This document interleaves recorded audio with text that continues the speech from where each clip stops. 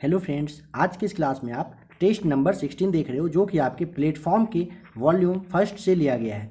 आपको पता है कि बीएसएससी के लिए भी आपकी इस एबीसी एकेडमी पर 3 तरह का प्रैक्टिस सेट चल रहा है, जिसमें कि सबसे आगे अभी आपका टेस्ट नंबर 16 है जो कि प्लेटफॉर्म वॉल्यूम फर्स्ट से है। बहुत ही जल्द वॉल्यूम सेकेंड भी आ जाएगा, आपको उसका भी क्लास करवा दिया जाएगा। आज के इस क्लास में आपको टोटल 75 क्वेश्चन देखना है जो कि आपका जीके जीएस से है। बाद बाकी जो आपका 75 क्वेश्चन बच रहा है ये आपका जो मैथ्स और रीजनिंग का है। बहुत ही जल्द मैथ्स और रीजनिंग के लिए आपको क्लास मिल जाएगा, ठीक है। आज के इस क्लास को देखिए, समझिए। अगर आप में से किसी को क्लास का पीडीएफ चाहिए होगा तो नीचे टेलीग्राम का लिंक दिया हुआ है डिस्क्रिप्शन में, वहाँ से आप टेलीग्राम को ज्वाइन कर लीजिएगा। अगर आपको टेलीग्राम को ज्वाइन करने में कोई प्रॉब्लम आए या फिर आप टेलीग्राम यूज नहीं करते हो तो आप व्हाट्सएप के थ्रू भी क्लास का पीडीएफ ले सकते हैं। नंबर यहाँ पे दिया जा रहा है, आप नंबर को देख लीजिए। इस नंबर पर आपको बस मैसेज करके बताना है कि पीडीएफ चाहिए, मिल जाएगा। देखिए 9576843550 इस नंबर पर आप मैसेज करिएगा, क्लास का पीडीएफ आपको मिल जाएगा। तो आइए क्वेश्चन नंबर फर्स्ट देखते हैं। जैसा कि आपको पता होना चाहिए कि बीएसएससी के लिए साइंस का भी क्लास आपको एबीसी एकेडमी पर अपलोड किया जा रहा है, तो आप उसे भी एक बार जरूर देख लीजिएगा। अभी फिलहाल स्पीडी साइंस का क्लास चल रहा है। 25 to 30 क्वेश्चन आपके साइंस से बीएसएससी में पूछा जाएगा। और इस बात का ध्यान रखिएगा, एग्जाम आपका बहुत ही जल्द होने वाला है। फॉर्म भरने का डेट खत्म होगा, आप एवरेज में 3 मंथ यानी ले लीजिएगा, यानी कि 90 दिनों के आसपास का। क्योंकि आपको पता है वर्ष 2014 का जो बीएसएससी का एग्ज़ाम हुआ था उसका रिजल्ट अभी तक फाइनल पब्लिश नहीं किया गया है, ठीक है। अभी फ़िलहाल डॉक्यूमेंट वेरिफिकेशन होकर 3-4-5 महीने पहले हुआ था, 3-4 महीना पहले, और अभी पेंडिंग में उसका रिजल्ट है, ठीक है।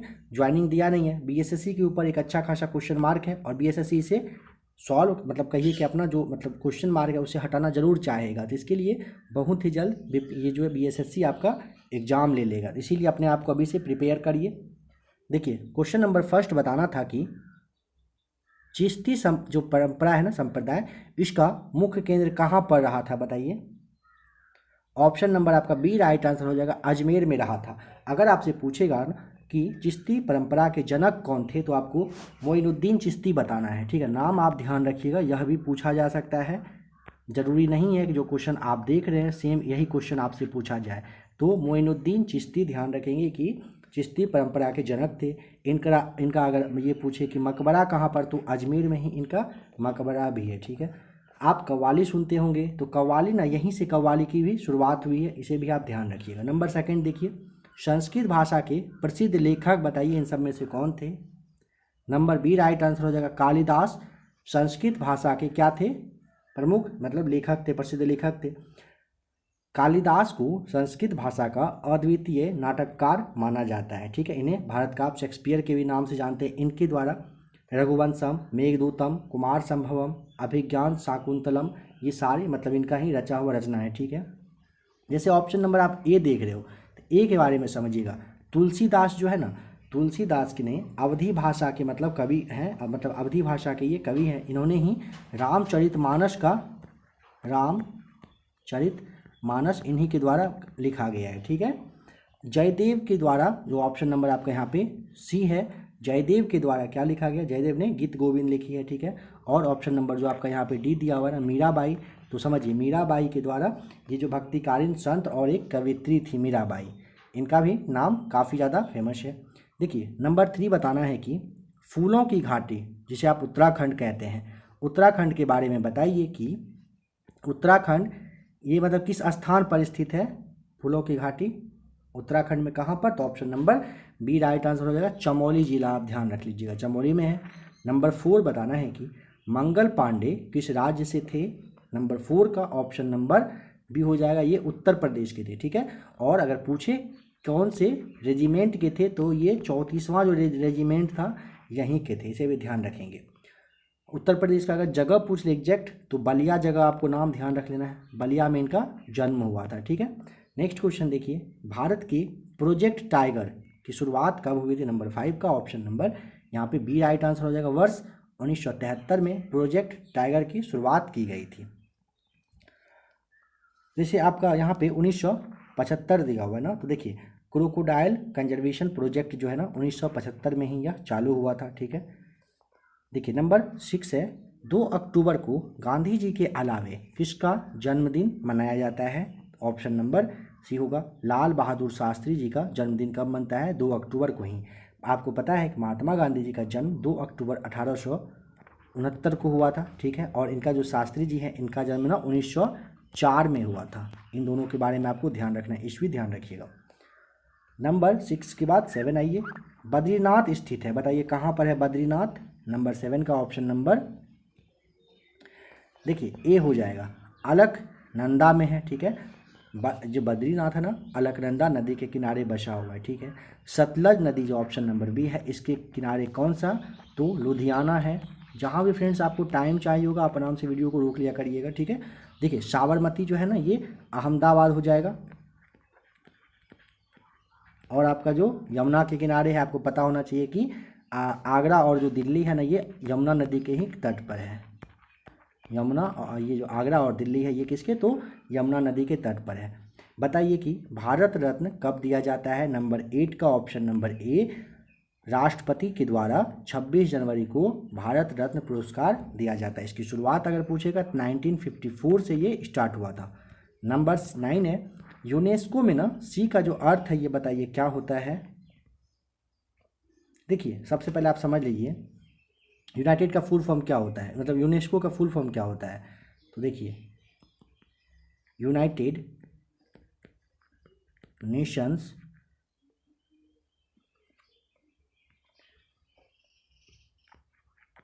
एजुकेशनल साइंटिफिक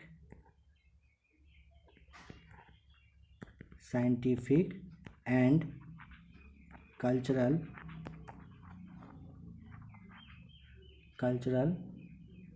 ऑर्गेनाइजेशन होता है, ठीक है। ध्यान रखिएगा, United Nations Educational Scientific and Cultural Organization होता है। अगर पूछे कि यूनेस्को की स्थापना बताइए कब हुआ था, तो 16 नवंबर 1945 को यूनेस्को का ना स्थापना हुआ था, ठीक है। अगर इसका पूछे कि मुख्यालय कहाँ पर है, तो पेरिस में आपको बता देना है आराम से कि पेरिस में है, ठीक है। और अगर पूछे कि बताइए कि तो इसका जो टोटल सदस्य देश है वो कितना है, तो 193, यानी कि 193 इसके सदस्य देश हैं। नंबर 10 है, असम और किस राज्य के बीच 50 सालों से जारी सीमा विवाद को सुलझाया गया है? अभी जस्ट सुलझा है, तो ऑप्शन नंबर सी, असम और मेघालय के बीच 50 साल से सीमा का विवाद चल रहा था। 94 ऑस्कर जो पुरस्कार है ना, इसमें किस फिल्म को सर्वश्रेष्ठ फिल्म का पुरस्कार प्रदान किया गया? नंबर 11 का option number D right answer हो जाएगा, कोडा को मिला है। नंबर 12 है, बताइए कि कार्टाजेना प्रोटोकॉल संबंधित है किस चीज़ से? तो ऑप्शन यहाँ पे बताइए क्या होगा राइट आंसर? कार्टाजेना जो है ना, ऑप्शन नंबर सी, जैव विविधता से ये संबंधित है। ध्यान रखेंगे, अगर पूछे कि जो अंतर्राष्ट्रीय मानव जो आपका जो पर्यावरण सम्मेलन हुआ था ना, ये कब और कहाँ पे? तो स्टॉकहोम में 1972 में हुआ था, यह भी पूछा जाता है, इसे ध्यान रखिएगा। सामाजिक न्याय और अधिकारिता मंत्रालय किसके पास है अभी? 13 का ऑप्शन नंबर सी हो जाएगा, डॉक्टर वीरेंद्र कुमार के पास सामाजिक न्याय और अधिकारिता मंत्रालय है, ठीक है। ध्यान रखेंगे 13 का ऑप्शन नंबर सी यहाँ पे राइट आंसर है। नेक्स्ट क्वेश्चन बताना है कि DRDO के द्वारा हाल ही में प्रक्षेपित प्रलय मिसाइल किस रूप में मार करने में सक्षम है, मतलब कहाँ से कहाँ ये मार कर सकती है? 14 का ऑप्शन नंबर सी, प्रलय जो है ये सतह से सतह तक मार करने के लिए सक्षम है। बिहार का पहला जैविक ग्राम कोरिया किस राज्य में स्थित है? 15 का ऑप्शन नंबर बी हो जाएगा राइट आंसर, जमुई जिले में है। आपको पता होना चाहिए कि जमुई में सोने का भंडार मिला है। बिहार का देखिए यहाँ पे नंबर 16 है, प्रथम भारतीय सेमी हाई स्पीड ट्रेन नाम क्या है? वंदे भारत एक्सप्रेस किन स्थानों के बीच चलती है? 16 का ऑप्शन नंबर वाराणसी से नई दिल्ली के बीच चलती है। कौन सी? वंदे भारत एक्सप्रेस। बताइए क्रिकेट द्रोण पुस्तक किसके द्वारा लिखा गया है? तो option number B, Jatin Paranjape के द्वारा। ध्यान रखेंगे, जतिन परांजपे के द्वारा क्रिकेट द्रोण पुस्तक लिखा गया है।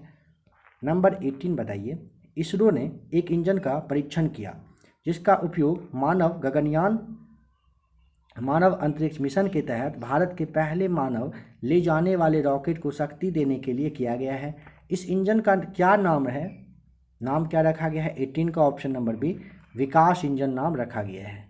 नंबर 19 है, किस खिलाड़ी ने महिलाओं को एकल इंडियन ओपन बैडमिंटन टूर्नामेंट 2022 का खिताब जीता? किस खिलाड़ी ने महिलाओं का एकल इंडियन ओपन बैडमिंटन टूर्नामेंट 2022 आपसे पूछा है? 19 का ऑप्शन नंबर ए बुसासन ओंग ब्रामुंग फान ने जीता है। ध्यान रखेंगे। करेंट अफेयर्स का भी क्लास आपके लिए बहुत जल्द आ रहा है, करेंट अफेयर्स भी आपको मिलेगा। देखिए अगर आप लोग, आइए एक और क्वेश्चन देखिए, नंबर 20 देख लीजिए। पहले बताना है कि डिफेंस एक्सपो 2022 का जो आयोजन है निम्नलिखित में से किस राज्य में ये किया जाएगा? 20 का ऑप्शन नंबर बी आपका हो जाएगा राइट आंसर, गुजरात में। फ्रेंड्स देखिए, अगर आप सब अपने आप को प्रिपेयर कर लिए हैं बीएसएससी के एग्जामिनेशन के लिए, तो देखिए प्रैक्टिस सेट, सबसे पहले तो प्रैक्टिस सेट एक सेट पर डे आपको मिलेगा। अगर आप कहेंगे तो पर डे एक प्रैक्टिस सेट, साइंस से भी आपको एक क्लास ज़रूर मिलेगा। और अगर आप करेंट अफेयर्स के लिए रेडी हो तो कोशिश की जाएगी कि मॉर्निंग में आपको करेंट अफेयर्स का भी क्लास, एक क्लास ज़रूर प्रोवाइड करवा दिया जाए। 50 या फिर 100 क्वेश्चन, या फिर आप जितना सजेस्ट करेंगे, जितना आप देख पाए, वो आपके व्यू के देखने के ऊपर ही डिपेंड करता है। आप लोग किस तरह का रिस्पॉन्स देते हैं क्लास को, उसी के अकॉर्डिंग आपके लिए क्लास प्रिपेयर किया जा रहा है। अगर आप समझ पा रहे होंगे तो आप इस बात को देखिएगा। तो ये बात आप, जैसे कि काफ़ी लोगों का, काफ़ी फ्रेंड्स का मैसेज था कि सबसे पहले प्लेटफॉर्म को ख़त्म कर दीजिए। तो प्लेटफॉर्म का आज आप 16 नंबर सेट देख रहे हैं, इसके बाद बस आपका 17, 18, 19 और 20 2 से 3 दिनों में इसे भी आपको ख़त्म कर दिया जाएगा वॉल्यूम फर्स्ट को। तो आपका जिस तरह का डिमांड है उसी तरह का क्लास आपके लिए प्रोवाइड करवाया जा रहा है। आप कितना प्रिपेयर हैं, कितना क्लास आप देख सकते हैं, समझ सकते हैं, अपने आप को तैयार कर सकते हैं, उसी के हिसाब से आपको क्लास दिया जाएगा। तो अगर आप इस सब के लिए भी तैयार हो तो आप बताइएगा, आपके लिए करेंट अफेयर्स का भी क्लास आ जाएगा। जर्मनी के नए चांसलर कौन बने हैं? नंबर 21 का ऑप्शन नंबर सी ओलाफ स्क्लोज नाम आप ध्यान रखेंगे। जर्मनी के ये नए चांसलर हैं।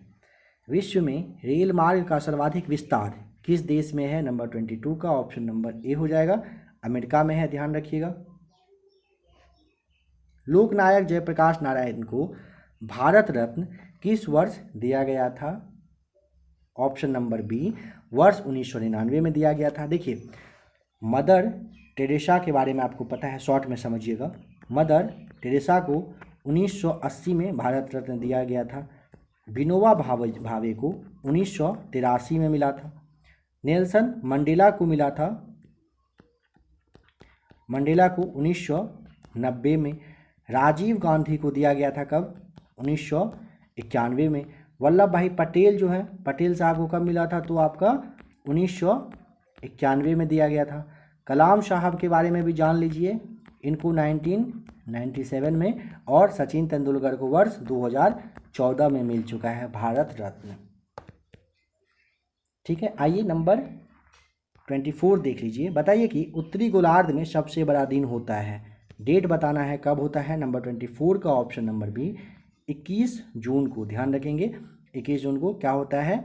उत्तरी गोलार्ध में सबसे बड़ा दिन होता है। और जो है ना, ये मतलब कहिए कि सूर्य ना 12 बजे कर्क रेखा पर मतलब कहिए कि रहता है और ऊर्ध्वाधर होता है। नंबर 25 देखिए, अशोक के किस शिलालेख में आत्मनियंत्रण की शिक्षा दी गई है? ऑप्शन नंबर ना बी राइट आंसर हो जाएगा, छठे में। देखिए अशोक के छठे शिलालेख में आत्मनियंत्रण की शिक्षा दी गई है। देखिए पहला शिलालेख में ना पशु बलि की निंदा की गई थी, ध्यान रखेंगे। दूसरा जो था ना सेकेंड वाला, इसमें क्या था? मनुष्य और पशु का जो चिकित्सा वगैरह था उससे रिलेटेड था। तीसरा वाला जो शिलालेख है उसमें ना 5 वर्ष पे जो राजकीय अधिकारी का जो मतलब कहिए कि दौरा वगैरह करना होता था, इस चीज़ से था। तीसरा नंबर 4 के बारे में समझिएगा। चतुर्थ में ना धार्मिक नियम दिया गया था। ठीक है, तीसरा में तो था 5वें साल मतलब राजकीय वो अधिकारियों का दौरा करना, और नंबर चौथे में ना, चौथा शिलालेख में ना धार्मिक नियम दिया हुआ था। ठीक है, 5वें शिलालेख में ना धर्म महापात्र जो होता था उसकी नियुक्ति के बारे में दिया हुआ था। किसमें? 5वें में। छठे शिलालेख में ना आत्मनियंत्रण दिया हुआ था। ठीक है, जो अभी आपसे क्वेश्चन पूछा है। 7वें और 8वें में ना तीर्थ यात्रा से रिलेटेड था, 7वां और 8वां तीर्थ यात्रा से। 9वां शिलालेख जो था ना उसमें शिष्टाचार के बारे में समझाया गया था।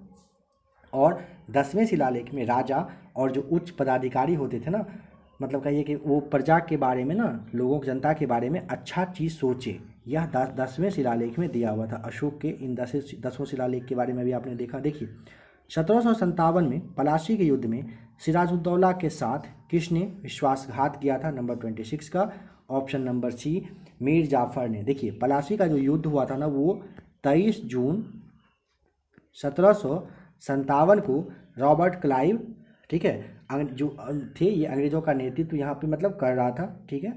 और इसमें क्या हुआ था कि सिराजुद्दौला के साथ विश्वासघात किया था किसने? तो मीर जाफर ने। नंबर 27 पटना उच्च न्यायालय की स्थापना बता दीजिए कब हुई थी? नंबर 27 का ऑप्शन नंबर ए वर्ष 1916 में पटना हाईकोर्ट का, 1917 में पटना जो यूनिवर्सिटी था ना, था नहीं है, पटना यूनिवर्सिटी का स्थापना हुआ था, ठीक है। नंबर 28 है बिहार में प्रखंडों की संख्या बता दीजिए कितना है? तो बिहार में ना टोटल 534 प्रखंड अभी है, ठीक है। बिहार में अगर प्रमंडल पूछ लेगा तो आपको बताना है 9 प्रमंडल है, अनुमंडल पूछता है तो 101 है। अगर बिहार में टोटल गांव की संख्या पूछेगा तो 45,103 गांव है, ठीक है। और बिहार में पुलिस जिला है आपका टोटल 40, और अगर पुलिस स्टेशन पूछ लेगा तो 1064 पुलिस स्टेशन अभी बिहार में प्रेजेंट में है। बिहार में बताना है कि बिहार की सबसे ऊंची चोटी इनमें से कौन सी है? नंबर 29 का ऑप्शन नंबर आपका सी हो जाएगा। कैमूर की जो पहाड़ी है ये बिहार की सबसे ऊंची पहाड़ी है।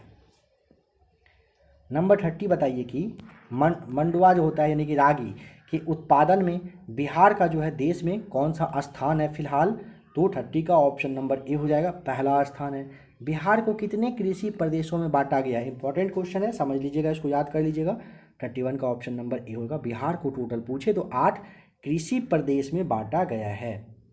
निम्न में से सबसे बड़ी पर्वत श्रृंखला कौन सी है? 32 का ऑप्शन नंबर सी एंडीज सबसे बड़ी पर्वत श्रृंखला है। राष्ट्रीय ग्रामीण स्वास्थ्य मिशन की शुरुआत बता दीजिए कब हुआ था? नंबर 33 का ऑप्शन नंबर सी अप्रैल 2005 से राष्ट्रीय ग्रामीण स्वास्थ्य मिशन की शुरुआत की गई है। हिजरी संवत आरंभ हुआ था कब? ऑप्शन नंबर डी 622 ईस्वी में।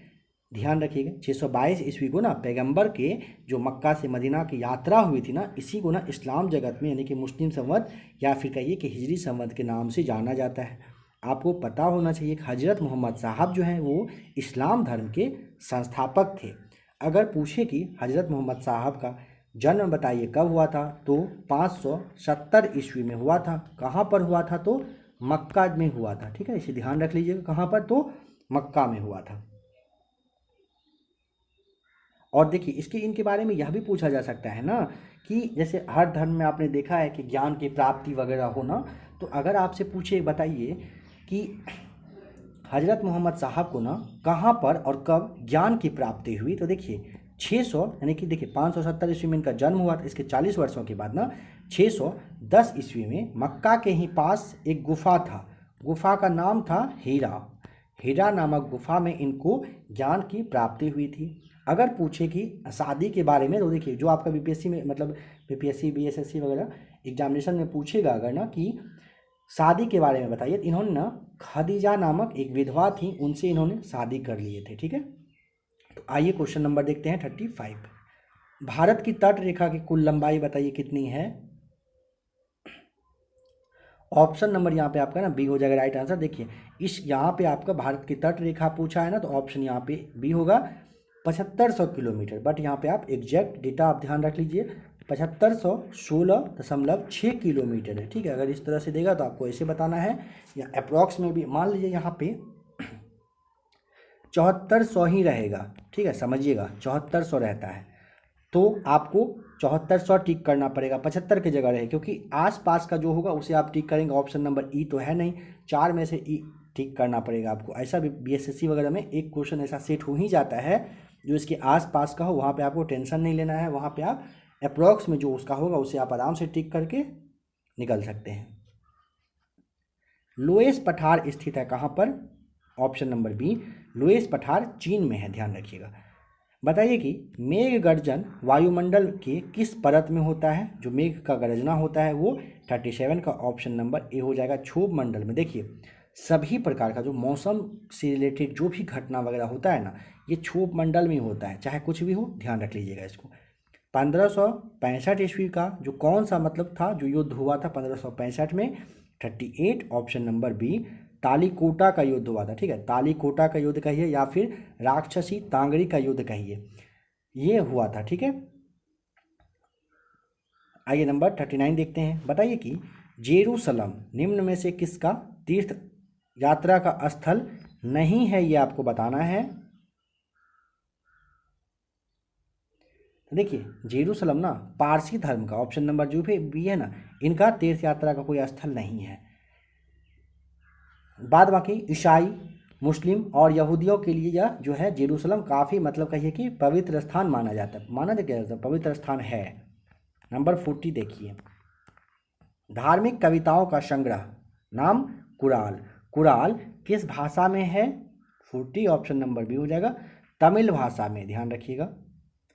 सुभाष चंद्र बोस ने कांग्रेस की अध्यक्षता से कब त्यागपत्र दिया था? त्यागपत्र पूछा है 41 का, ऑप्शन नंबर बी हो जाएगा राइट आंसर। वर्ष 1939 में त्रिपुरी जो कांग्रेस अधिवेशन हुआ था, इसी में सुभाष चंद्र बोस ने महात्मा गांधी के उम्मीदवार, नाम क्या था? पट्टाभी सीतारामैया, इनको हरा दिया था, मतलब अध्यक्ष चुने गए थे और फिर कांग्रेस से उन्होंने त्यागपत्र देकर मतलब फॉरवर्ड ब्लॉक की स्थापना इन्होंने किए थे। आकार और बनावट की दृष्टि से पृथ्वी किस ग्रह के समान है? 42 का, ऑप्शन नंबर ए शुक्र के समान है। बताइए कि मकबरा निर्माण शैली का जो जन्मदाता है ये किसे माना गया है? 43 का, ऑप्शन नंबर सी इल्तुतमिश को, ध्यान रखिएगा। तंजानिया का पुराना नाम बताइए क्या है? ऑप्शन नंबर ना ए राइट आंसर हो जाएगा, टेंगानिका, तंजानिया का मतलब पुराना नाम है।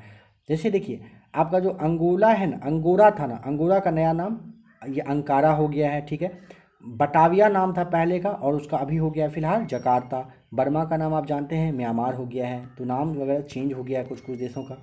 कश्मीर का पहला जो है मुस्लिम शासक कौन था? 45 का, ऑप्शन नंबर ए हो जाएगा शाह मीर। ठीक है, ध्यान रखेंगे। जैसे आप यहाँ पे शासक देखें तो समझिए पाल वंश की जो स्थापना है ये कब हुई थी? ये क्वेश्चन आपके लिए है, मन में सोचिए फटाफट जवाब अपना। पाल वंश की स्थापना 750 ईस्वी में, किसके द्वारा? गोपाल के द्वारा। ठीक है, प्रतिहार वंश की स्थापना बताइए तो कब हुआ था? 730 ईस्वी में हुआ था। किसने किया था? तो नागभट्ट प्रथम ने किया था। एक और सोचिए, राष्ट्रकूट वंश की स्थापना किसने किया था? जवाब पता हो तो फटाफट माइंड में अपना आप सोचिए। ऑप्शन नंबर तो यहाँ पे है नहीं, इसलिए आपको जवाब देना पड़ेगा, तो दंती दुर्ग के द्वारा किया गया था।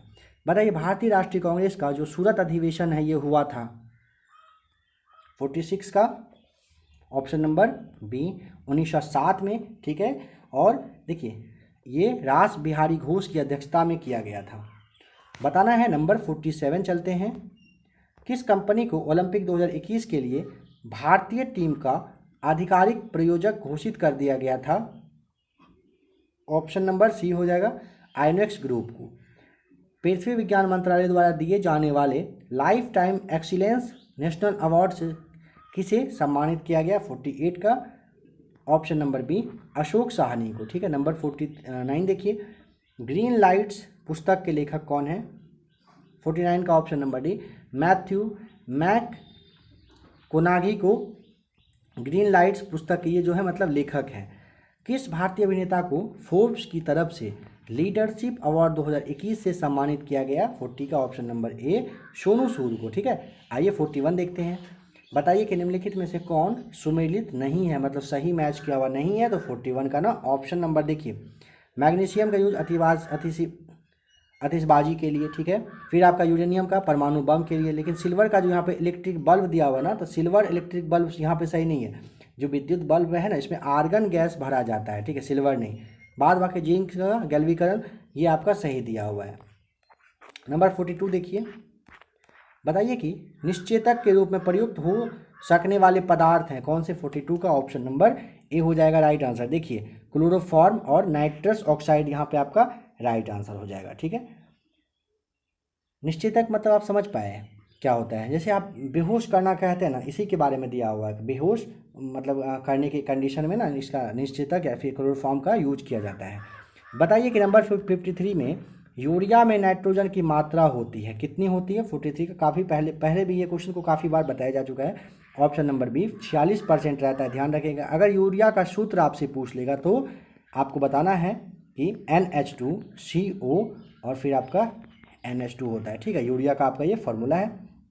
नंबर 54 है, अधिक नमक वाले अचार में जीवाणु मर जाते हैं क्योंकि, तो 54 का ऑप्शन नंबर ए, क्योंकि इनके कोशिका द्रव संकुचित हो जाते हैं और इस वजह से क्या होते हैं, वो मर जाते हैं। नंबर 55 है, 86 डिग्री फ़ारेनहाइट निम्नलिखित में से किसके बराबर होगा, तो 55 का ऑप्शन नंबर आपका ना क्या होगा, यहाँ पे आपका बी राइट आंसर।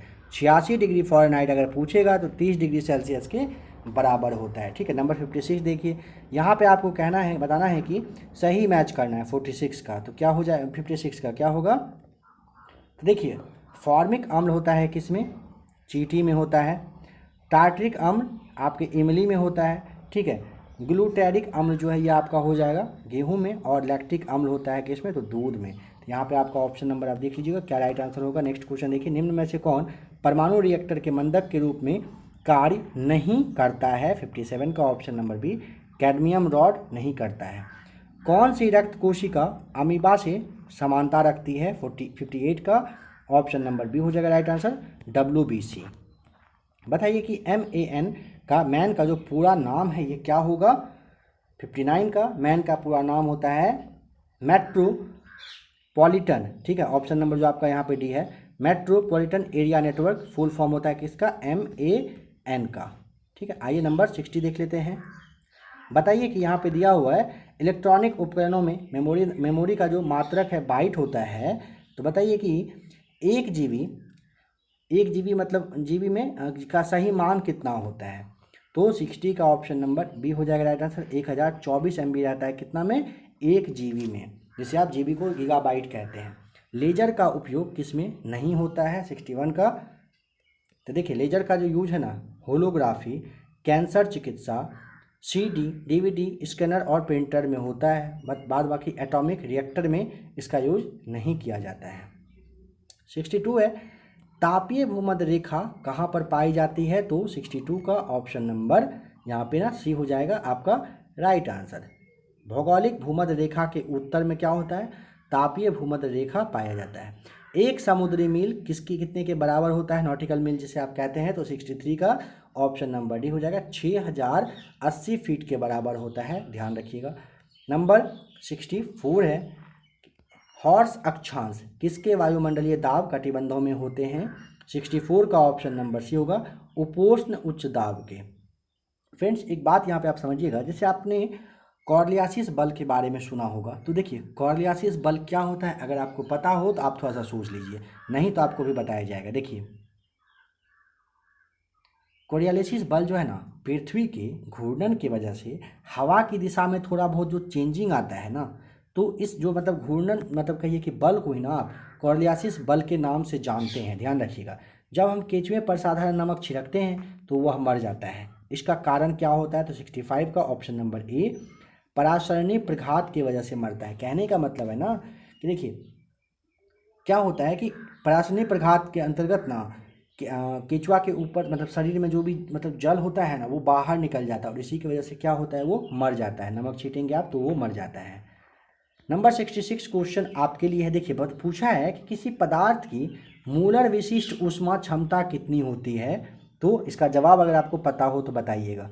66 का ऑप्शन नंबर क्या आपका राइट आंसर होगा, बताएंगे नहीं तो आपको नेक्स्ट क्लास में बता दिया जाएगा। देखिए मलेरिया रोधी दवा, और फ्रेंड्स देखिए बहुत ही जल्द 2-3-4 दिनों के बाद ना आपके लिए जो इक्वेशन वाला क्वेश्चन होता है ये सारा कुछ आपको बताया जाएगा, ठीक है। जैसे अभी आपने 66 अगर आपको पता हो तो अच्छी बात है, नहीं तो 5 या 10 क्वेश्चन करके छोटा सा ही सही बट मतलब स्पेशल वीडियो आपके लिए आएगा, जिसमें कि इस तरह का जो भी इक्वेशन वगैरह होगा, जो सॉल्व करना होगा, फार्मूला यूज करना होगा, सॉल्व करना होगा, इन सारे के लिए आपके लिए बहुत ही जल्द मतलब कहिए कि 2-4-5 दिनों में आपके लिए उसके लिए भी एक क्लास आएगा।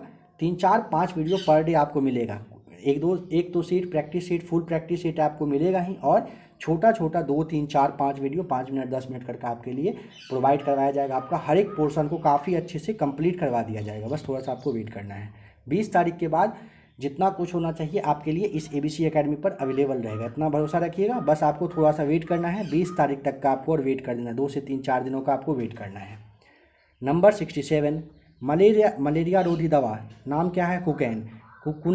कुनेन जो है एक पौधे से बनाई जाती है, उस पौधे का नाम क्या है? 67 का ऑप्शन नंबर डी सिनकोना नाम है।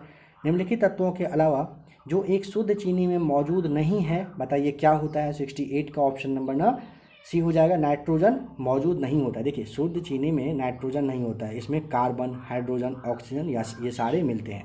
अगर आपसे चीनी का पूछ लेगा कि फॉर्मूला बता दीजिए, चीनी का फॉर्मूला क्या होता है, तो देखिए C12H22O11 आपको ध्यान रखना है, ठीक है। इसका जो आपका रासायनिक मतलब सूत्र है, रासायनिक सूत्र होता है इसका ये।